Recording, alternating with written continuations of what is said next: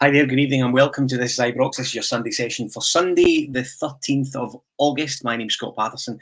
If you're joining us on our YouTube channel tonight, this lovely, beautiful Sunday night in Central Scotland where I am, then I thank you for taking time out to join us. On the pod tonight, we discuss the second competitive league game of the season, our first at Ibrox this year, where we beat Livingston 4-0 yesterday. We'll do a bit about Leon Balogun, how impressive he was yesterday, and maybe put a few sort of arguments to test and rest maybe yesterday. We'll cover the options that Michael Beale seems to suddenly have developing from a front three perspective, which I think is quite exciting. And we will also do a little bit of a look ahead as far as predictions are concerned with my two guests for the huge, massive game that we have on Tuesday night of next week for the second leg against Sifuentes in Switzerland. Joining me on the pod tonight is Iain Mitchell. Hello Iain, how are you? Very good, mate. Yeah, as I said, it's always nice to be on after a convincing-ish win. So, yeah, all good for me. And Craig Hart, live from Texas, where it looks, that's a barbecue in the background. I don't want to go into too much on that, but it looks lovely where you are. It looks lovely. It feels roasting, and I'm not built for this heat. But I've been kicked outside today, so this is what you've got. So, listen, just one thing our WhatsApp chat is full of lots of different bits and pieces. You went and saw Scott Arfield last week, didn't you, for Charlotte? I did, yeah. The MLS, I think it was the Cup. It wasn't even an MLS league game. And it was kind of a last-minute thing, to be honest with you. The Dynamo games are quite easy to get tickets for. So as soon as I seen Charlotte up there, I was like, okay, let's go. Wee man starts school on Monday, so it was our last chance to kind of take him out before he goes back to school. So it wasn't much of a game. Charlotte made it through, and then he got cuffed on Friday night off Miami.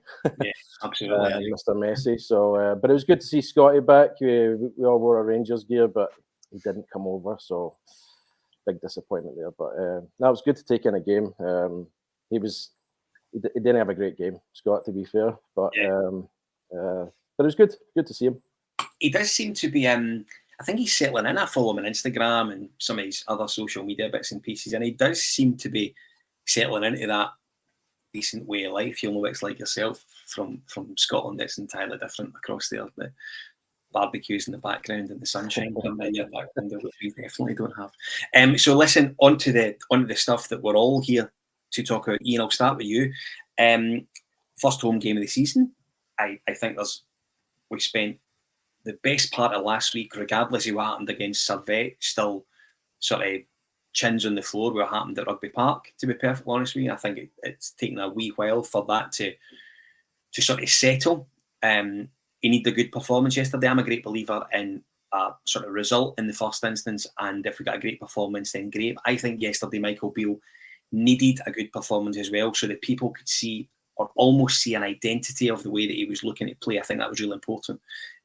Going into the tie, we saw Connor Goldson and Ryan Jack both rested, I would assume, with an eye on Tuesday. It's a wee bit surprised that I would like to see Ryan Jack get almost a run of consistent games with a bit of regularity, as opposed to just throwing him in and peppering him with games back and forth. Were you surprised to see both drop out, albeit it left space for Sifuentes to come in and play? Not so much, to be honest. I'm more of the opinion that I think we know what Jack can do. He's obviously had so much time out that every time he comes back, I don't feel like he's the kind of guy that needs like a run to get going or to do what he does. So I was quite happy with the team. I'm a big believer that we don't need defensive midfielders in these kind of games against like the bottom half, at least, games at Ibrox. So to see a midfield of Raskin, Sifuentes, and then the attackers kind of, other than that was very pleasing for me. And obviously Goldson's just came back, so as you touched on, pretty expected he would sit out. Hopefully he's fit and ready to go for Tuesday night. So I was quite content with the team for once. Yeah. No, I'm with you. The only ththing that I did kind of think, I thought I would have liked Ryan Jack to maybe play. You would imagine he would play on Tuesday. Yeah. I'd thoroughly expect him to play. I would have liked him to maybe have an hour even in his legs before that game. Do you know? Not he's. I think Ryan Jack's a really steady, reliable player. Everyone knows about maybe the issues he's had with his injuries in the past. But I would just like to see him maybe hit the ground and get some games under his belt before we go, because Tuesday's another huge game for Michael Beale. Yeah, it's going to be interesting to see what team he picks, isn't it? I'm with Ian. I was quite content with the team lineup yesterday. It was nice to see Souttar playing on his more, I think, his more comfortable side. And then the three midfielders he started with were very mobile, right? So they almost Sifuentes, Cantwell, and Raskin had license to basically drive forward whenever they want. There was nobody really sitting if they didn't need to sit. So that was good. But I would expect Ryan Jack to come back in. But it's interesting because we just talked before we came on there. It's early days, isn't it? He's probably going through the motions live about what his team actually is, and who's performing, who's a little bit ahead in terms of minutes in their legs and all that good stuff. So I would like to see Ryan Jack in the team. I think he anchors our team very well, the best when he's on his game. But yeah, it's going to be interesting to see who he drops out, because I don't think anyone really had a bad game on Saturday, albeit it's Livingston at home. But a wee bit of pressure on Beale as well to get a good result, after Kilmarnock. So maybe that was in the back of his mind as well, in terms of having basically 6 front players that can drive and gets goals. So yeah, let's see what he picks. But it's very much a different looking tie on Tuesday. Yeah, absolutely. I think it was interesting to see Danilo and Dessers sort of playing as the front. I don't even know if they were playing as a front two necessarily. I think there were times they were almost playing as the sort of the duo that was spearheading the team from an offensive perspective. But I think Danilo he obviously has that license, Ian, to roam left and right as he pleases. And if there's an opportunity for him to get closer to Dessers, as and when Dessers maybe requires that assistance, you know that he's going to be in there. He was impressive yesterday, I felt. He was, yeah. I think it was important that he was as well after the midweek game, because he was playing almost like a left winger most of the time, and most of his time in the ball was outside the box, and he was like trying to make chances and try to play make a little bit, which just doesn't seem to be his game at all. He seems like a poacher, proper number 9 kind of player. So having him out there, I know, like you say, he sort of played with Dessers, then had that freedom that I think the whole midfield did, but on Wednesday was just so far out wide, so far out of the box for me most of the time. I think he struggled playing that kind of role. So, as you said, the fact he's like in the box, in around Dessers, getting chances, that's where he needs to be. Like he's our biggest outlay this summer. We need to, in my opinion, play to his strengths, and that is having him as that number 9 centrally more often than not. Yeah, absolutely. Ian, I'll stick with you. Danilo had the first chance of the game, sort of took something quite quickly and skied it over. I think it was good, as you rightly say. You saw him just for that little sort of period of time. He was playing a bit more central and a bit more closer to Dessers, and he looks like an exciting player. And I think as the season goes on and familiarity develops and relationships continue to sort of develop, I think we're in for a real good player. We took the lead just under 10 minutes. Lammers scored first goal competitively for the club. Really clever work from Todd Cantwell. Now, there's no doubt in my mind that Todd Cantwell is going to be someone who we're going to speak about every weekend on this podcast, because he continues to impress. His attitude, his gallousness is absolutely spot on. And he was really, really good yesterday, and really important to us taking the lead yesterday. Yeah, we'll speak about him every week as long as he starts. That's the main thing. He's the first name in that team sheet for me. Like you said, he drives the team, can run with the ball, can pick a pass. He very often does the right thing, which is so underrated, especially in our team. Like decision making for a lot of our players is so poor at times, but he seems to be the one, like I say, does the right thing more often than not. The touch, I know Ross put a video in our chat this morning of like a slowed down version of that touch to give him the space to then make we've got a cross shot, but to put the ball across, that's top class. Like that's so good, and it's something that we don't have enough players that do that kind of thing. So yeah, he didn't get the assist for it obviously, but that was all him to create that chance. And even the little dummy before it, I think, as you touched on, once these players get a bit more relationships and that develops and things like that will come. But that seemed like quite encouraging to me, that he knew where, I want to say it was Dessers, I might be wrong there, but he knew the player was behind him, so he could let the ball run, and then again that connection to make the pass back to him. It's very encouraging, because we've not seen a proper style from this team just yet. I don't think anyone knows how Beale's trying to play. Yeah. We know what he says, we know what he wants in a certain context, but to see it firsthand, I think that was the first kind of moment I've thought, there it is.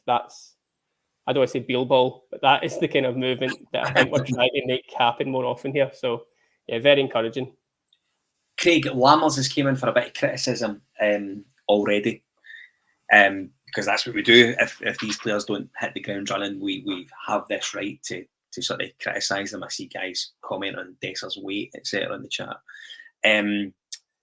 Lammers took it really well. I think he took it really, really well. His problem, I think he has, is that he looks tricky enough and technically clever enough to be a winger, but he doesn't have the pace to be a winger. Where do you stand on him? I thought he played okay yesterday. I didn't think he was really, really poor. I thought he done all right. Yeah, I agree. His attitude's great. Same with Dessers, to be fair to him, because he was quizzed on, the intensity and whatnot. And he says, "Well, I'd rather be at a club that's this intense than one that has no standards." So that was good to hear. Again, hate to harp back on it and sound like a broken record. It's early days, isn't it? Lammers looks like he's got great technical ability. You said it, no pace. But he keeps trying because he's got the right attitude, and he's in one of those positions. He needs to try something, either a trick or a fancy pass, whatever it is, because he needs to create. That's his job. And if it doesn't pan off the way he meant it to, then so be it. He's going to come into that flak. So as long as he keeps going and he doesn't get deflated, I'm okay with that. And if it's not working, everyone has a bad day at work. We'll bring someone else in. But I like the look of Lammers. I think he's a bright spark.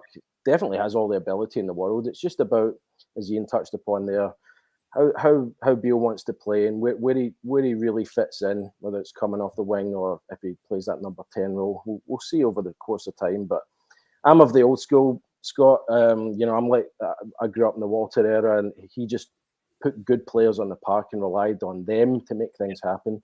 So I'm getting kind of those vibes early from Beale, because he's obviously signed good players. So we just need to give them time and see how it works out. Livy was pretty bread and butter yesterday. I think Michael Beale's already shown he can deliver in these types of games, albeit the hiccup last week at Rugby Park. But I think it'll come good, and we just need to stick by him and let him figure it out. We'll see. Tuesdays, again, we'll come to Tuesday, but it's a different affair, isn't it? So that's psychologically a big test as well for these players. Yeah, absolutely. Listen, elsewhere in the first half, John Souttar has a chance. Not long after Lammers puts us 1-0 up, fires it right over the bar when he probably should at least work the goalkeeper. And we score a second goal. Sifuentes, of course, has the volley. Half volley, a volley first that the goalkeeper George made a really, really good save from, and from the resulting corner, Barisic, great delivery, but a pinball in the 6-yard box, and Sifuentes, it does hit his hand, I felt. Disallowed for VAR. Ian, I thought Sifuentes was really impressive yesterday for a guy who is not long in the country, and listen, we all know that he's played right through the sort of MLS season without a break, etc., etc., etc. And I've seen a lot of people maybe question the fact that he doesn't have a great grasp of the English language, but I almost, without sounding sort of birthday cardy about it, the sort of the gift of being able to play football as a language in itself, and it just works for him. I thought he looked really good yesterday too.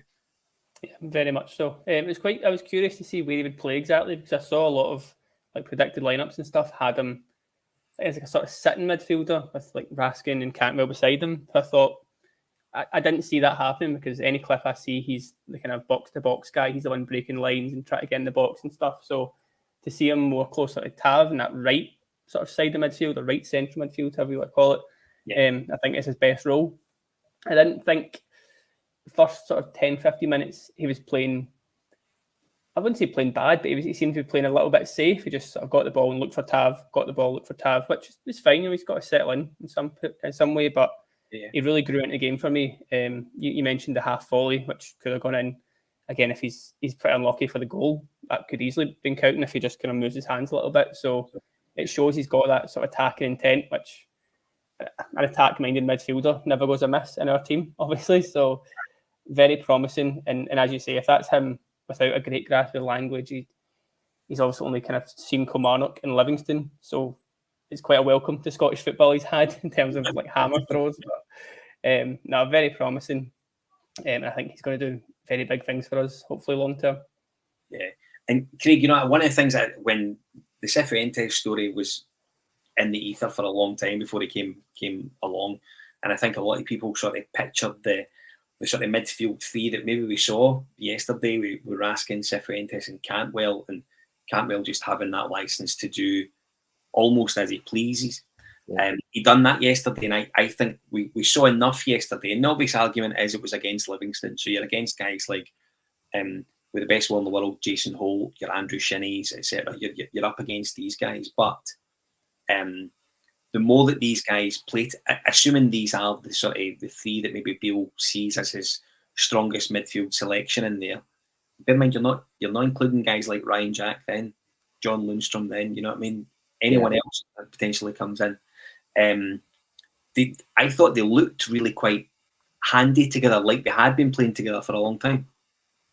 Yeah, he looked like he was in cruise control yesterday for me. You know, he's playing, come from MLS.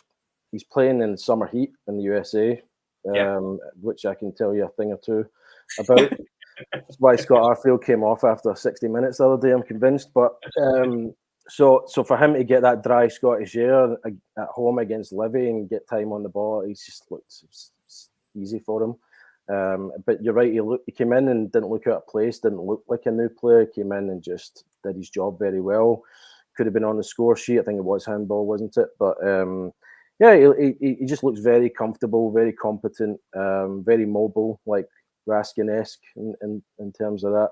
So very promising. I think we've got a good player on our hands. But again, you know, there's quite a big squad here, so it'll be interesting to see.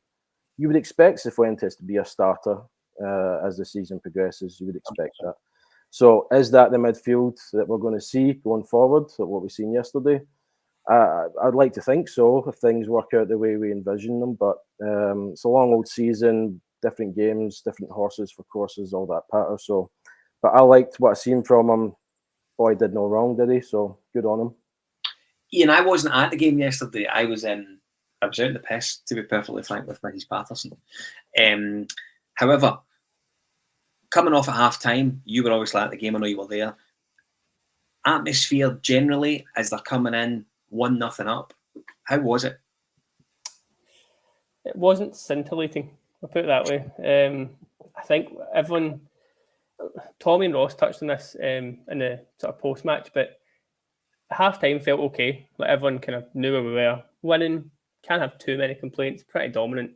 Can't really think of many chances, if any, Livingston had. I think defence was doing well, so everyone's a bit understanding. Obviously, it's a lot easier being 1-0 than 0-0, so it was okay. But as that second half started to progress, especially like you're looking at the clock, 50, 60, 70, I think 50,000 in there, I think we all know what's coming here. Yeah. We all know there's a late free kick coming, there's a late set piece, there's a chance coming, and we've seen this film before, kind of thing. So not to get too far ahead of where we are just now, but half-time was okay, but it was getting to that sort of toxic-ish state that we saw again on Wednesday night, and just wasn't the most comfortable place for me to be, let alone the guys on the pitch. It kind of got progressively worse, as I'm sure we'll come on to here. Do you know, you're absolutely right. I mean, I was at the Servette game midweek, and there's a wariness, I think, when we're not pumping teams at Ibrox, regardless of who it is, to be perfectly frank. There's a wariness. Do you know what I mean? We must be battering teams every time at Ibrox. And I get that. Do you know what I mean? Everyone wants to see their team be scoring goals, attractive football, etc. But I did wonder, do you know what I mean? 1-0, turned the same pages time and time again. You think, oh, their big centre half's going to come up in 92nd minute and put one in the top corner. I mean, you're, as I say, you're wary of that. Listen, we came out for the second half. Danilo forces a good save again from George. It was a goal that was very similar to one that he scored in pre-season with Feyenoord before he came over. Yeah. Big man made a really good save down at his left-hand side. An interesting, Ian, you refer to them not having a lot, Jack Butland not having a lot to do in the first half. He has to make two really quick, clever saves within a couple of minutes of each other at again, 1-0, one of which does come from Andrew Shinnie. 2 really good saves. At that point, you're thinking, this is it. This is going to happen again. This is, do you know what I mean? We're going to drop points here. The importance of having a not proper number one, maybe an experienced number one, and we've spoke about this in podcasts for years and on end now, where, you know what I mean, if you have a goalkeeper that can make big saves in any sort of games, not big games, but if you're 1-0 up, 1 goal brings it back to level. So your goalkeeper needs to be able to make important saves at important times in the game. Butland does that twice. The second save in particular for Andrew Shinnie, I thought was a really, really clever save. Very good. Yeah, I mean, I'd imagine McGregor saves both of them, to be honest. I don't think either would trouble him too much. And when I was in the stadium, the first save looked ridiculous because it sort of hits off a couple of bodies on the way through. Seeing it on telly, I don't think does it justice to how good it is. So I think that one's kind of going underrated a little bit. But yeah, Butland just seems to tick every box that you want. Like, he's commanding, he's not afraid to shout at a defender, or Dessers as it was for that Shinnie shot. He's straight at him, as a few of the players are, understandably. But even just like coming for the ball, he always holds the ball, which I think is very underrated, especially in a modern kind of goalkeeper. Like, anything that comes near him just holds it. That's why I like Butland. He's got a kind of hybrid to him. Like, he's got that modern goalkeeper that he can kick it, he can play with the ball. He's quite stylish on the ball, I guess you could say. But he also does the basics very well. It's a perfect balance for me. He does everything. And again, it's easy to say they're kind of straightforward-ish saves, but if that goes in and that game goes to 1 each, as we touched on there, Ibrox becomes beyond toxic at that point. So massively important that he saves both of them. And just his overall performance for me was pretty impressive yet again. Craig, Ian refers to something that I'm so glad he brought up, because I was going right on to it next. It's often, when new players arrive at football clubs, it maybe takes them a wee while to bed themselves in, as far as maybe calling other players out. And we were really accustomed to watching Alan McGregor shout at anyone that deserved it, regardless who it was. It could be the captain. It was more often not Sasa Papac, to be perfectly honest with you. But he would give anyone both barrels if they deserved it.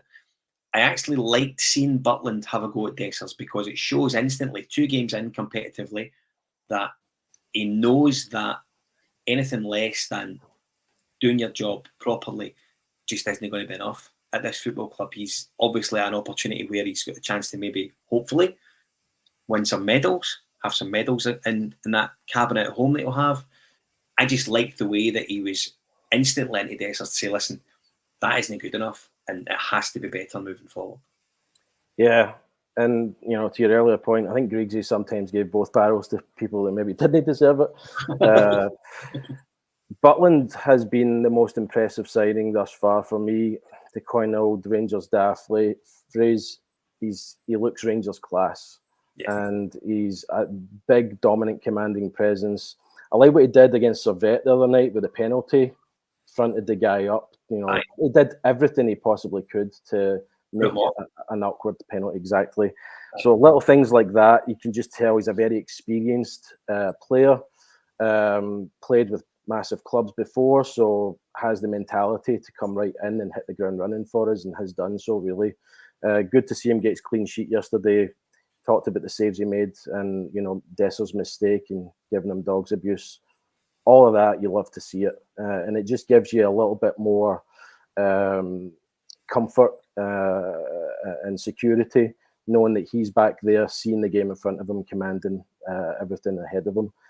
I think that anxiety you talk about, I heard the groans. Obviously, I'm watching from over here.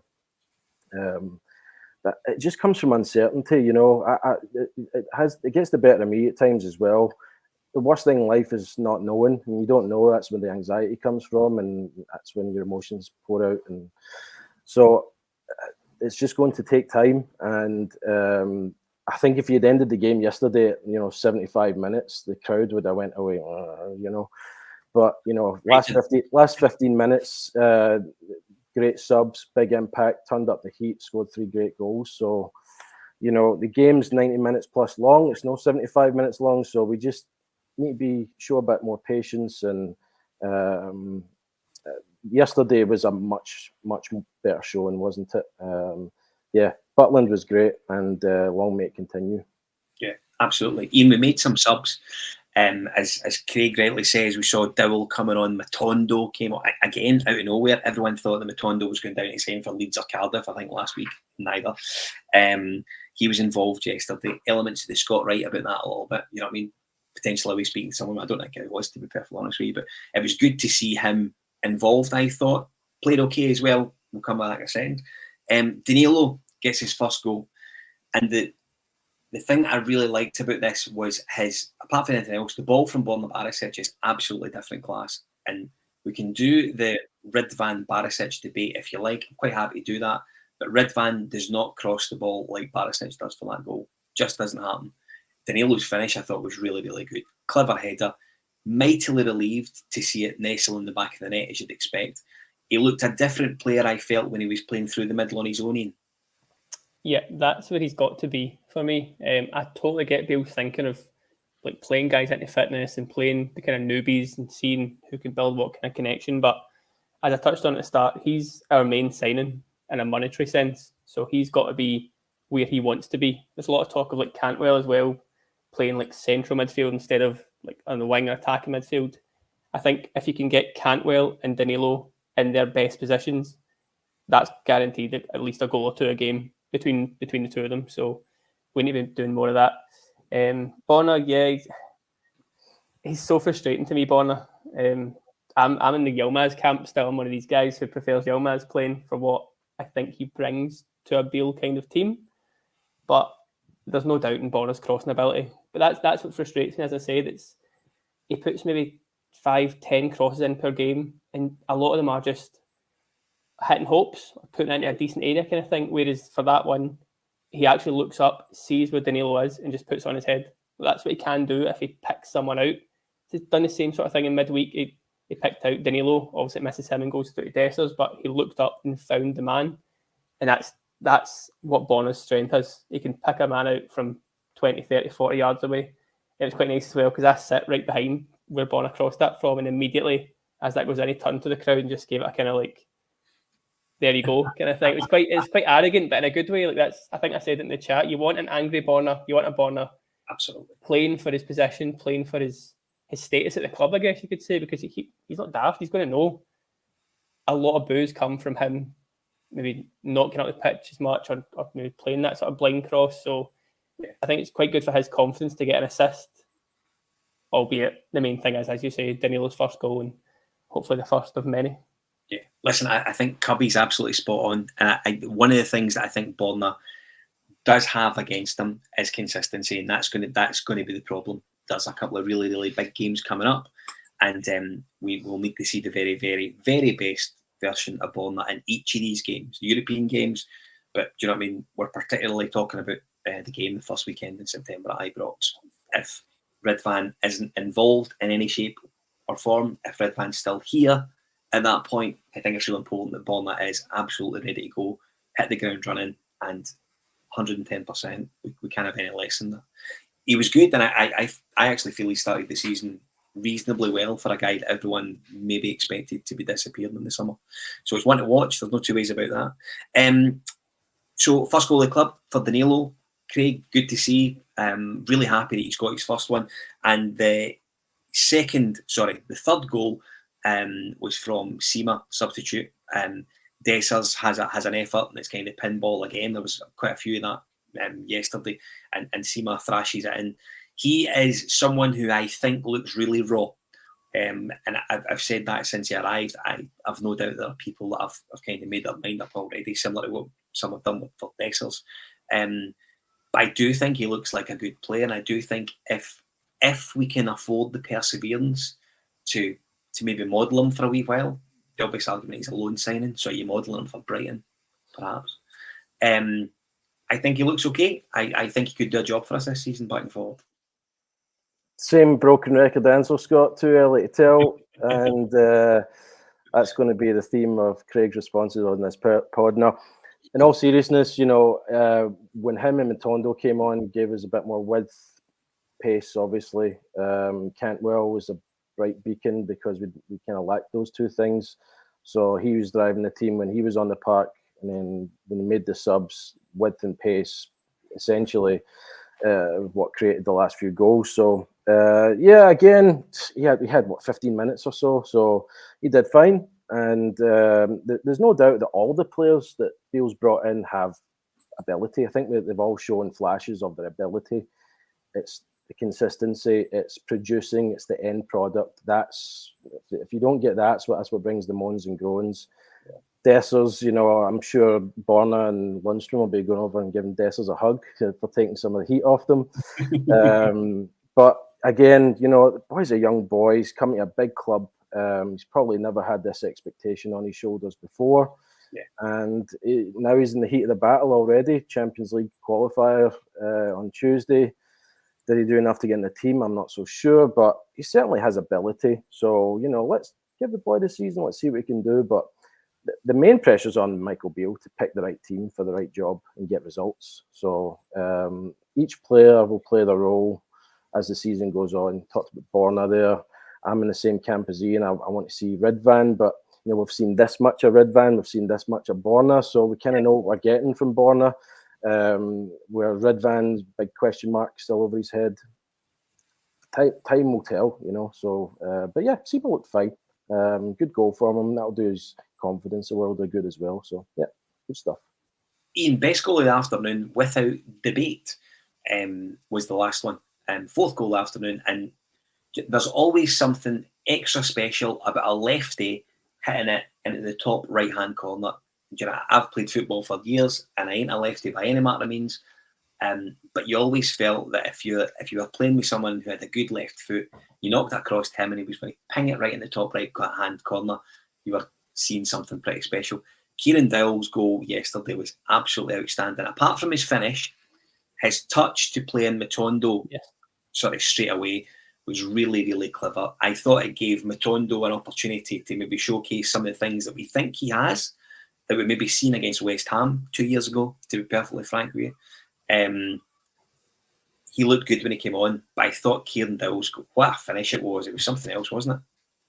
Beautiful. Just beautiful. I think, as we touched on with Danilo and Sima, it's good for him to get a goal as well. And a midfielder in a Rangers shirt taking a long shot. I mean, unheard what of. could we possibly ask for here? This is stuff of dreams. But no, like you said, the touch to the awareness, I think, is a big thing, because he's sort of facing the stand when he's making that touch and then putting in Matondo's path just to go. When you go in, do, like you say, do what we, I was going to say no you can do, but do what we hope you can do in terms of driving forward like that.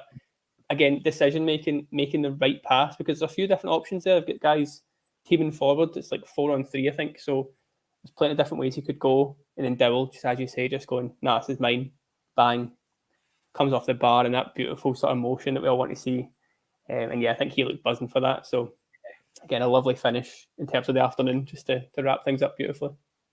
And again, Ian, I'll stay with you, because I asked you what the mood was like at half-time, because it was 1-0, but you're very aware that a goal could have changed it. Those 3 goals came in the last sort of 10 minutes, I think it was, roughly 12 maybe minutes. I think you come away thinking, thank Christ for that, to be perfectly honest with you. But it's obviously relief, because he's got 3 points on the board, 4 goals up. It was a nice way to end the game, albeit we had that wee spell in between maybe half-time and 65 minutes where things just looked a little bit disjointed, I felt. To get to 90 minutes and win 4-0, it's quite a big deal. We should be quite happy with that. Definitely. I will admit, I was a little bit frustrated in the sense that that's what we should have done on Wednesday night. And then we're going away to Switzerland thinking, no, this is done. We can just rest a few bodies, have a nice time in Switzerland and get back through the next round. But yeah, obviously 4 goals. Livingston aren't a bad side in terms of what they do. They're probably the best at what they do in terms of making it stuffy. You've seen both us and them have problems with them, most of them, to be honest, over the last few years. But we saw Ibrox last year, it was difficult. So it's not as if we've always just brushed Livy aside.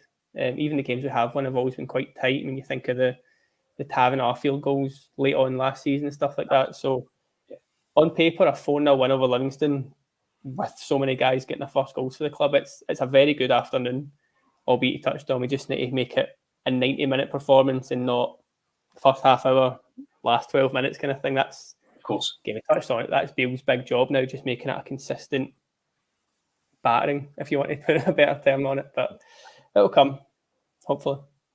Craig, when Michael Beale brought Leon Balogun back to the club, where did you sit on that? Well, I think it was pitched that he was covering for a long-term injury for Leon King, right? So from that perspective, I was perfectly okay with it. From the perspective of I'm bringing Leon Balogun back to the club to enhance the defence. So I'd never had a problem with Leon Balogun. I thought I was quite surprised. I think many of us were when he wasn't offered a new contract. So he had a great game yesterday. I think I was watching RTV and was it Lewis McLeod? Yeah. He gave him man of the match. So that was good. But I think he can do a job for us. It's a long old season, right? I know you're going to ask me about back threes and whatnot. Yeah. I'm not sure he slips in ahead of the other options right now. But I think Leon Balogun's a good person to have around the club, right attitude. I think maybe he's a bit like Borna though in terms of the consistency level. So time will tell again if he can keep up that level of performance as the season goes on. So we'll see. Ian, I'll come to you first because I knew you are very much a student of the back five. Now, Michael Beale did say in the post-match presser, of course, we were there. Tommy McIntyre and Ross Chalmers were there for this Ibrox. If you haven't had the chance to check out their analysis post-match for the gantry, I recommend you do that. It's our YouTube channel. Please jump on and have a look. Balogun was fantastic, and we should get used to seeing a back three. I don't think we've seen a back three pre-season. Maybe. If we have, I think I've missed it. If we do get a back three, who's dropping out for you, Ian? How does he manage a back three? Is it for example, is it a 3-5-2? Are we going to see the sort of the Man City version of a back three, which would be fantastic? I don't think we will. I'm curious to know how he manages that. His job, certainly, but what would you do? It's a very tricky one. To go back to the Balogun point, I was very much in the don't sign Balogun camp. So I was eating a lot of humble pie against Livy because he was probably man of the match. So that's his bread and butter game. I think I saw in the comments saying that, but that he was excellent. So my hands are up in that sense. But the back three for me is always a very interesting conversation because people say it's a back five, it's defensive, and just leave it at that. But it can be so much more than that. I mean, we saw Souttar driving out with the ball so often, not just at the weekend there, but that's what he does. Goldson's, he does it now and again, but not quite to Souttar's sort of expertise, I guess you could say. But I think if you put Souttar in like the centre of a back three, I know Ross and Tommy touched on this and who plays where exactly, but if Souttar's playing that central role, he could almost play it like a sort of defensive midfielder and just move sort of between midfield and defence, depending on how we need to set up. And then if you're having your wing backs, probably Tav and Borna, so far up the pitch, it's suddenly a very attacking formation when you just get two centre backs and the rest are just going, which is something I think domestically we should see well, I'd like to see anyway, because I just think we should just steamroll these kind of teams, to be honest. But the big thing for a back five for me, or a back three, however, I'm changing every comment here, but it's in Europe, because I think if we can make Champions League, we don't want a rerun of what happened last year where we got just flung about, to be honest. So if you've got three solid centre-backs there, which is sort of coming on to who plays where, but three solid centre-backs and then wing-backs who can help out, you're suddenly seeing a much more solid team than we saw last year when it was like Sands and King trying to defend against Liverpool, which none of us want to see again. But I think the big thing about who plays where is interesting, because I would always want a left footer as my left centre-back, and our only one really is Davies. Yeah. Everyone has their opinions on Ben Davies. I don't think he's going to be here in about a fortnight's time, so I would hope we bring someone in to play that kind of role. And then that's when it links back to playing Yilmaz, because I think it'd give him that license to just focus on attacking a little bit more. Because if we play Yilmaz defensively as a just standard left back in a back four, he's not kind of built for that in Scotland anyway. Europe, I think, he'd be targeted. There's no two ways about it. and even Bonner, I think defensively is questionable with that whole thing of like he lets the wingers run at him. Just we've seen that a bit too much. So if Davies stays, I think he could suit that role quite well. But I'm more inclined to think he's leaving and someone else is coming to play that sort of left centre-back role, Souttar in the middle, and then Goldson on the right, helping out Tav defensively. Just, to me, looks solid, yet gives that attacking threat that I think a lot of people take for granted if you say the once back five. Do you know, I'll tell you what I did see tonight, and I've not covered this in the agenda, but I'm sure we've been linked with a guy who was at Aberdeen during the 55 season, a guy that was called Zach Viner. Now, I think we've been linked with him tonight. I saw something very, very quickly before we came on here, and I didn't add it onto the agenda purposely because I just never got the chance to sort of look at it properly. He's a left-sided centre-half. So I do wonder if he's someone that we're potentially looking at. I personally don't have a great problem with a back three, Craig. I think it's something that what we don't want if we go to a back three is we don't want to see the same back three situation like we had with USG last season across there when Lundstrom's shoehorned in to sort of play one of those positions. It's unfair on Lundstrom in the first instance, but it instantly puts you in the back foot because you've got players playing out of position and they need to compensate for whatever else is going on around the pitch. Where do you stand in a back three? Who would you go with as your back three? Just copy and paste what Ian said a minute ago for most of it. He's not left me with much content here. No, I think I agree with Ian. I think John Souttar might be our secret John Stones. Maybe he definitely comes out and goes on those type of mazes. Haven't really seen that since maybe Lorenzo Amoruso. Maybe I don't know. Maybe Maggi Beguera was probably the last one.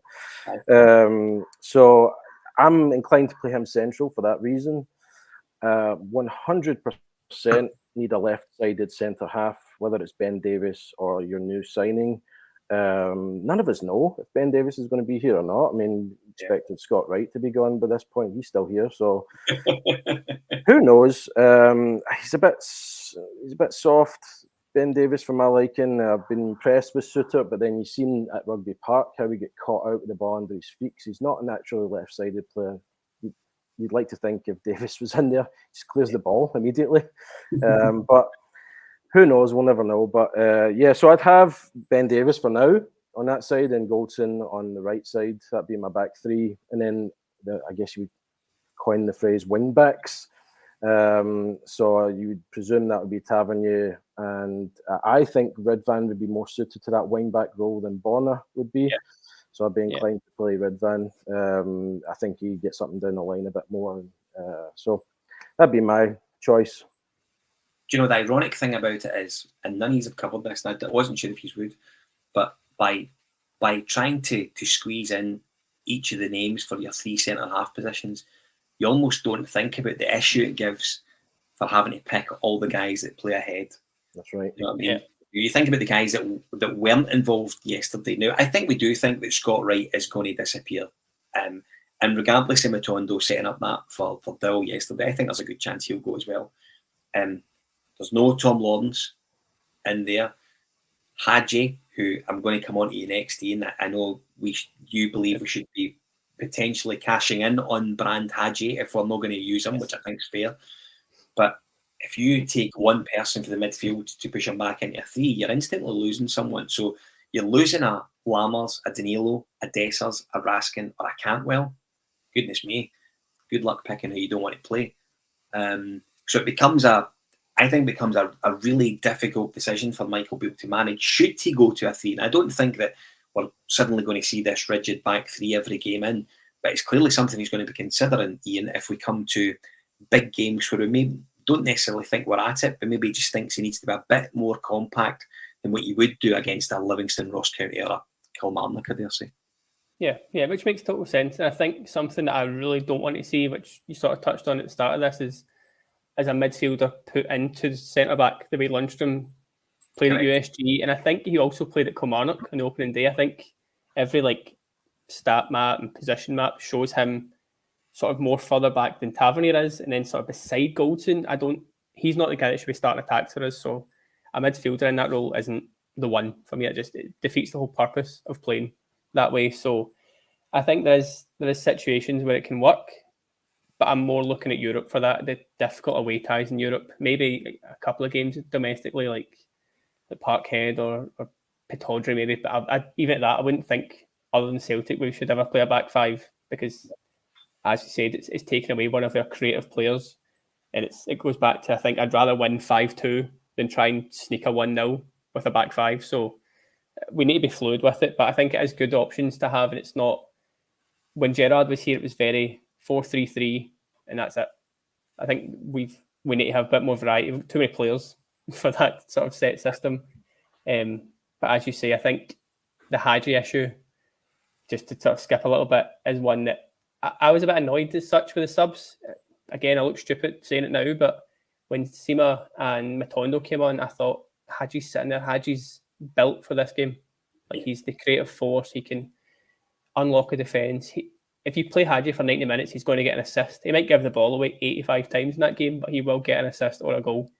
Absolutely. So to not use him at home to Livy was quite telling for me. Like, if you don't use him then, well, when are you going to use Haji? He's not going to start midweek. He's not going to play at against Celtic in a few weeks' time. So yeah, the whole Haji brand thing, he's a massive name. The whole of Turkey would probably take him in a heartbeat. Yeah. And I don't think it would be a sort of cut price deal. I think we could still get like the figures that Kamara's been spoken about getting for him. So if you've got Lawrence, Cantwell, Lammers, etc., sitting sort of waiting in the wings, a few of them, why not get the money for Haji and then upgrade, whether it's left centre back as we spoke on, or full back, and just reinvest it somewhere in the team where we could do with a top quality starter coming in. Just, to me, makes perfect sense. As much as I do need to caveat all that with the fact that I love Haji, and I'd happily see Haji getting a lot more minutes because he is such an impactful player for us. But if Beale doesn't fancy him, if it doesn't suit a Beale system, don't keep him on the bench. It's just a waste of everyone's time.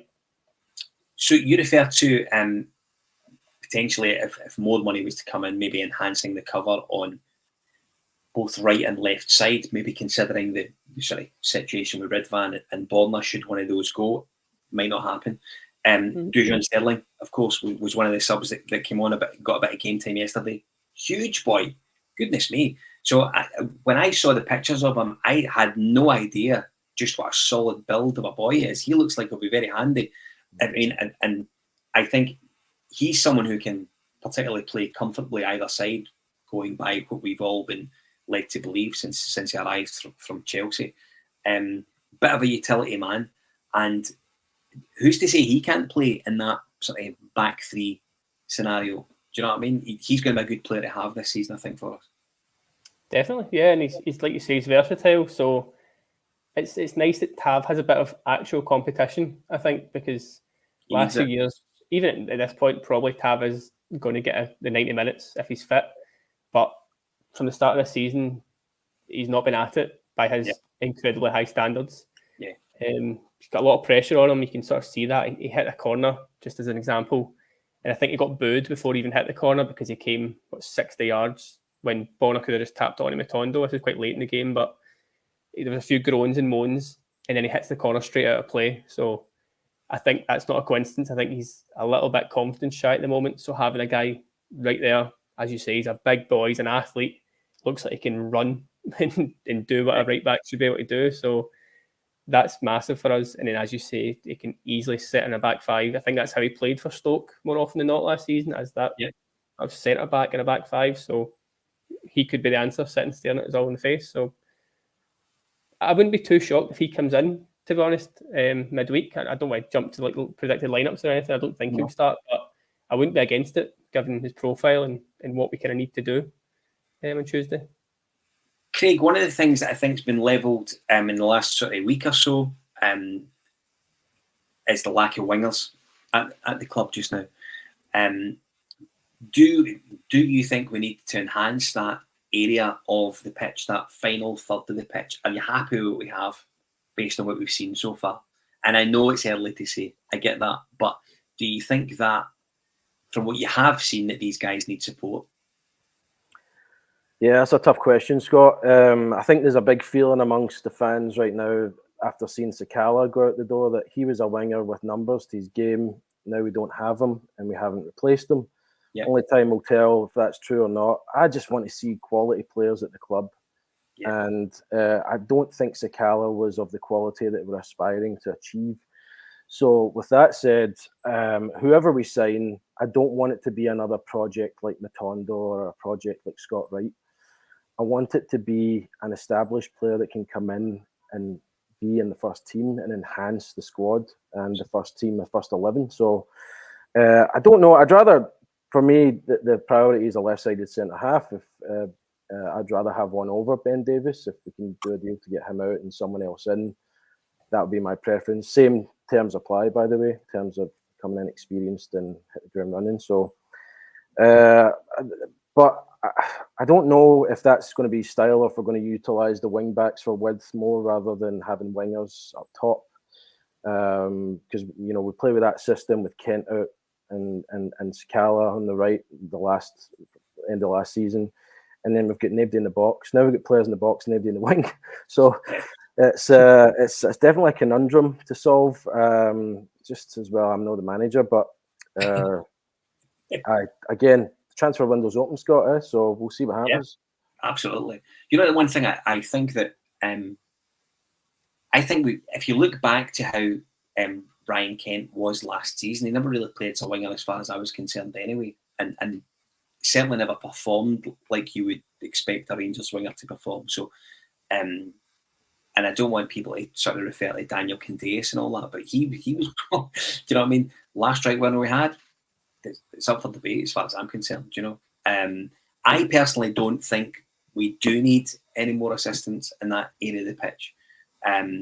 We're quite lucky up there, Danilo, Dessers, Lammers, Cantwell can play in one of those forward positions almost as a false nine, which is something that you may see in big European nights, touch wood, at Ibrox in the not too distant future.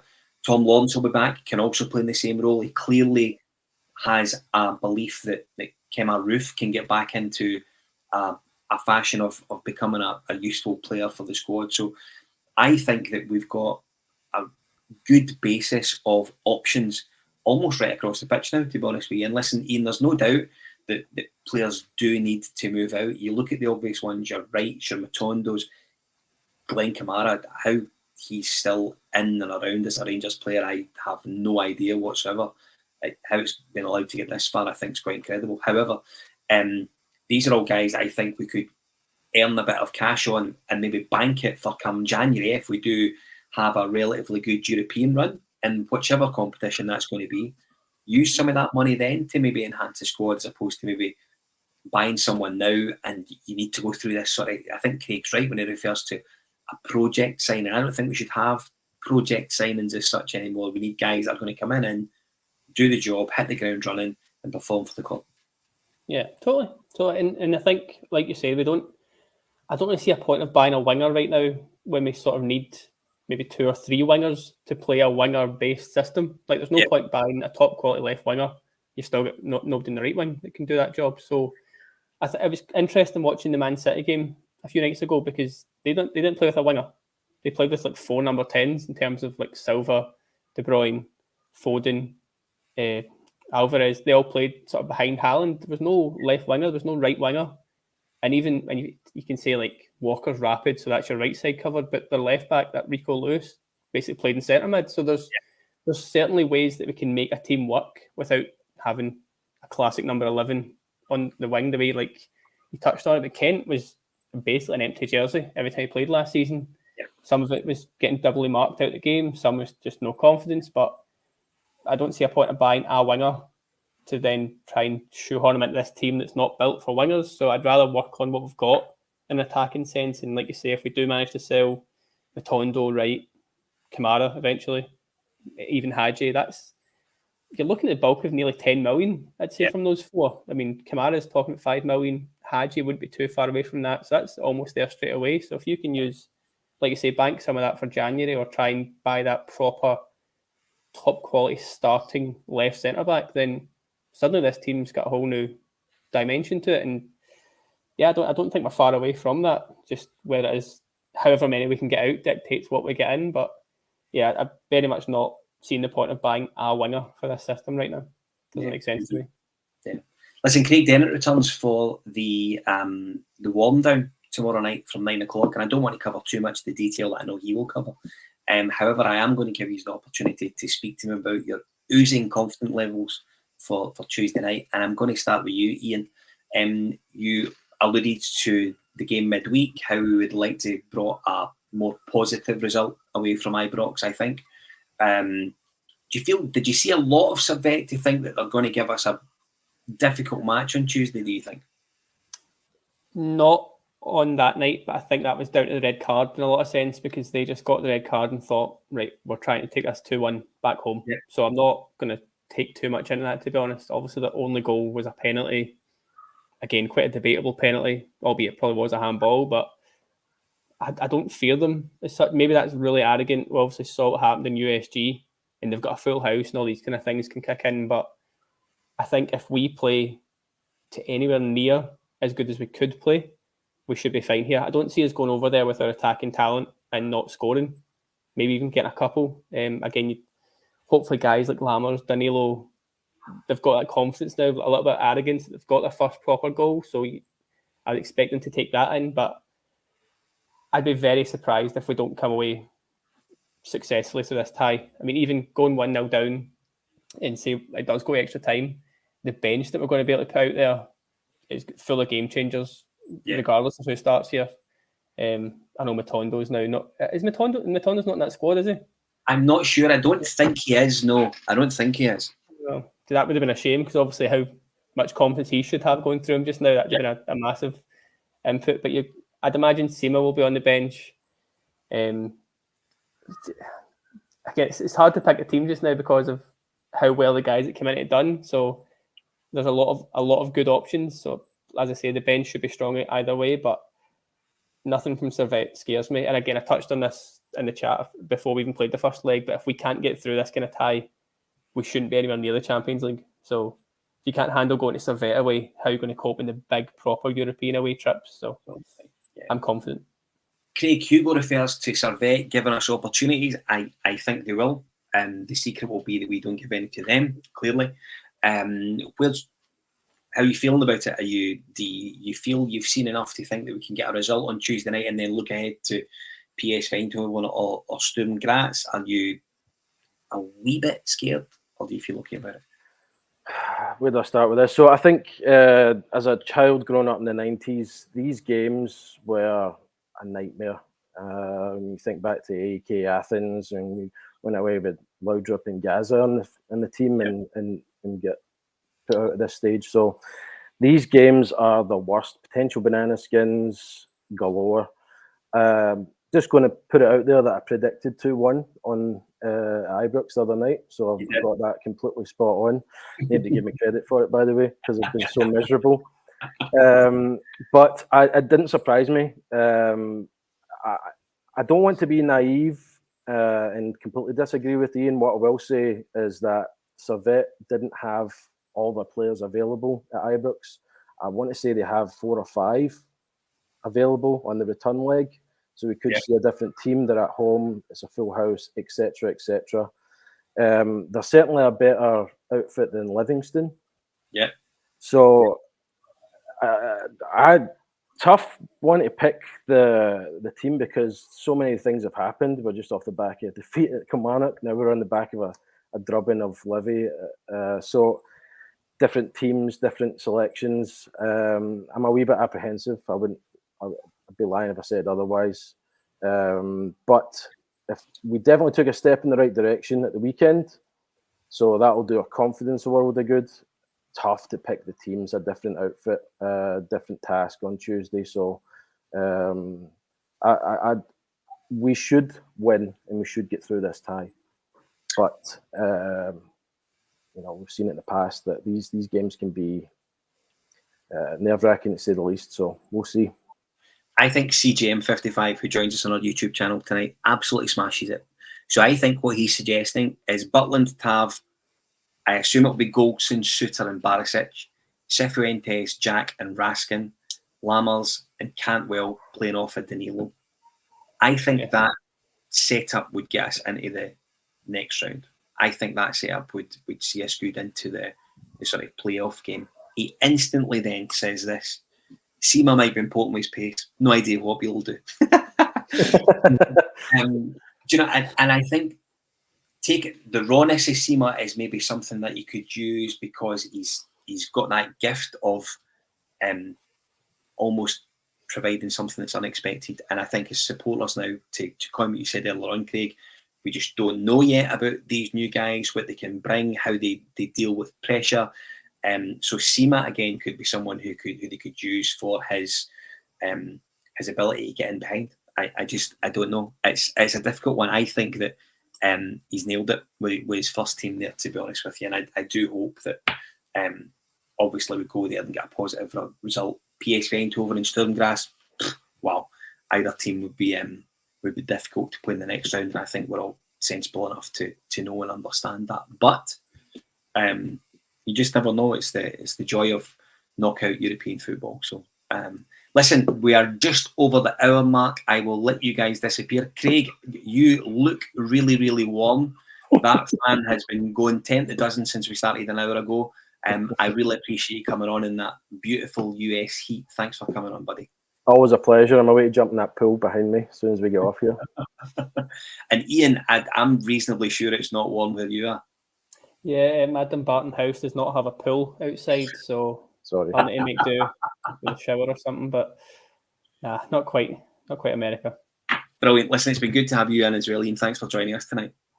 No, don't forget, if you're looking at us social media tonight, we're available on YouTube and Twitter, Facebook, Instagram. We do TikTok. Remember, there was Threads as well that came out that seems to have died a death. We're on there too. You can also jump on and check out our website at all the W's. This is ibrox.co.uk. It's had a bit of a rebrand. I do recommend, if you can, jump on, have a look at it. You will love it. Before we go, I can't walk by the women's team's first competitive game of the season today. Travel across the M8 to Ainsley Park. They played Spartans 6-1. Great start for the women. McCleary double, Hardy single goal, Cornet scored 2, and a first competitive goal for Laura Berry, which is really, really fantastic. I spoke to Joe Potter pre-season, very positive about the youth setup at the club, very positive about this season. I think she's got a really, really cracking start, we should say. I did say this in the interview that from a monthly perspective, from the end of this month, Claire Gemmell is returning to the pod, which we're really, really excited about. Lauren McKenzie has also joined us. So Claire and Lauren and I will be providing your monthly women's pod, where we'll cover everything that's happened in the month from the women's team. We do hope to have some representatives on from the women's setup on the pod as well. So we really look forward to that, and we'll continue to support the women's club as best as we can. If you're not following us on our YouTube channel, please do make sure you like and subscribe. Get us our numbers up, get up to 6,000 subscribers on our YouTube channel. We'll be really pleased with that. Put the notifications in, so every time we release any content, you've got a notification and you can join us.